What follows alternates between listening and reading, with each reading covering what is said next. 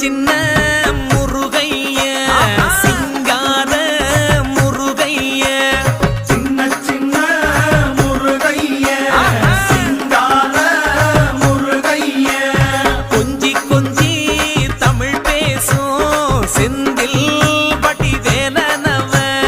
கொஞ்சி கொஞ்சி தமிழ் பேசும் செந்தில் வடிவேலனவ சின்ன சின்ன முருகைய சிங்கார முருகைய கொஞ்சி கொஞ்சி தமிழ் பேசும் செந்தில் வடிவேலனவ